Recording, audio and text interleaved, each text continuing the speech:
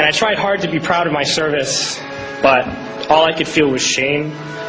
And racism could no longer mask the reality of the occupation. These were people. These were human beings. I've since been plagued by guilt anytime I see an elderly man, like the one who couldn't walk, who we rolled onto a stretcher and told the Iraqi police to take him away. I feel guilt anytime I see a mother with her children, like the one who cried hysterically and screamed that we are worse than Saddam as we forced her from her home. I feel guilt anytime I see a young girl, like the one I grabbed by the arm and dragged into the street. We were told we were fighting terrorists. The real terrorist was me, and the real terrorism is this occupation. Racism within the military has long been an important tool to justify the destruction and occupation of another country. It has long been used to justify the killing, subjugation, and torture of another people. Racism is a vital weapon employed by this government. It is a more important weapon than a rifle, a tank, a bomber, or a battleship. It is more destructive than an artillery shell, or a bunker buster, or a Tomahawk missile. While all those weapons are created and owned by this government, they are harmless without people willing to use them. Those who send us to war do not have to pull a trigger or lob a mortar round. They do not have to fight the war, they merely have to sell the war. They need a public who is willing to send their soldiers into harm's way. They need soldiers who are willing to kill and be killed without question. They can spend millions on a single bomb, but that bomb only becomes a weapon when the ranks of the military are willing to follow orders to use it. They can send every last soldier anywhere on earth, but there will only be a war if soldiers are willing to fight. And the ruling class, the billionaires who profit from human suffering, care only about expanding their wealth, controlling the world economy. Understand that their power lies only in their ability to convince us that war, oppression, and exploitation is in our interest.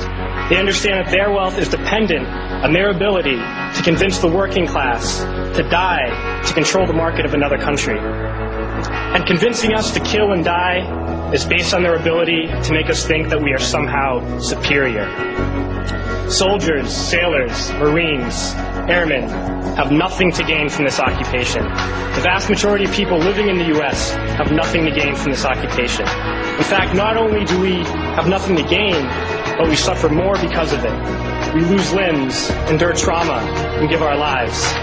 Our families have to watch flag-draped coffins lowered into the earth. Millions in this country without health care, jobs, or access to education must watch this government squander over $450 million a day on this occupation.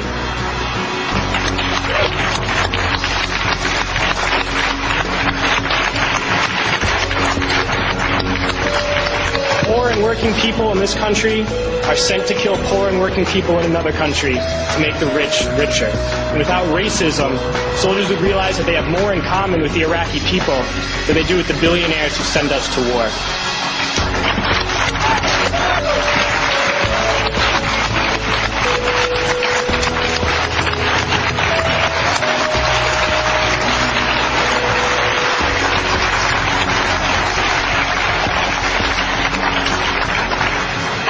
I threw families onto the street in Iraq, only to come home and find families thrown onto the street in this country, in this tragic and unnecessary foreclosure crisis.